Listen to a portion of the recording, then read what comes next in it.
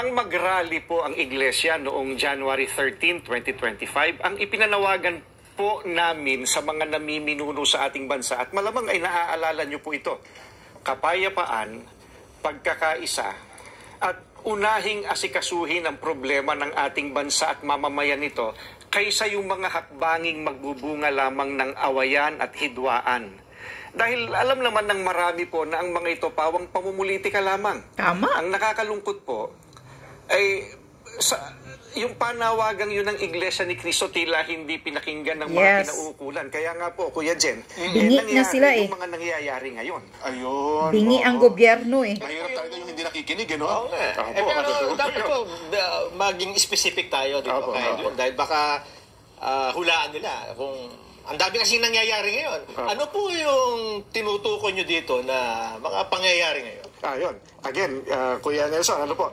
Sa inyo nang galing ang tanong, ibabato ko ang sagot sa audience, no? Hindi naman po natin may tatatwa ng sino man. Matindi ang pagkakabahabahagi ngayon ng mga nasa gobyerno hanggang sa ating mga mamamayan. Hindi lamang tayong mga Pilipino ang nakakaalam na hindi tayo nagkakaisa.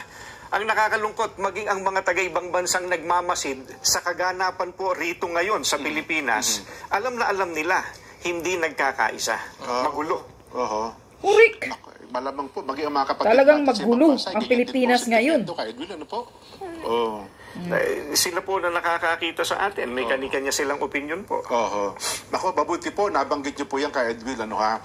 Ngayon po, ano po ba ang posisyon ng Iglesia ni Cristo sa usapin tungkol po sa dating Pangulong Rodrigo Duterte? Ayan po, we come to the crux of the matter po. Yes ano po, opo. Para po sa mga kababayan po natin, ang posisyon po ng Iglesia ni Cristo ay ito. Kung ano ang tama at kung ano ang nasa mga batas natin, yun sana ang dapat pairalin. Tama. Huwag po itong pilipitin para umayon sa nais ng sinuman. Yes. Hindi po sumasang-ayon ng Iglesia sa anumang hakbangin na hindi naaayon sa mga batas ng ating bansa. Sapagkat ang batas po ang salalayang nagpapanatili ng kaayusan sa ating bansa. Correct. Kapag ang batas ay binaliwala, ay nagbubunga ito ng kaguluhan, hidwaan at kawalang hustisya. Alam niyo po iyan. Sino mang Pilipino o mamamayan ng ating bansa na may ginawang paglabag sa ating mga batas, dito dapat litisin sa ating bansa.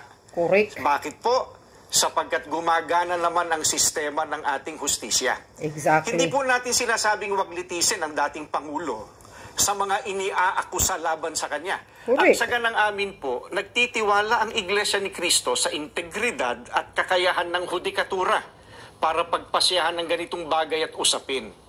Ang mga hukom natin ay may kakayahan po na gampanan ang kanilang tungkulin, na ipataw ang tamang hustisya at pairali ng katarungan sa lahat ng sandali.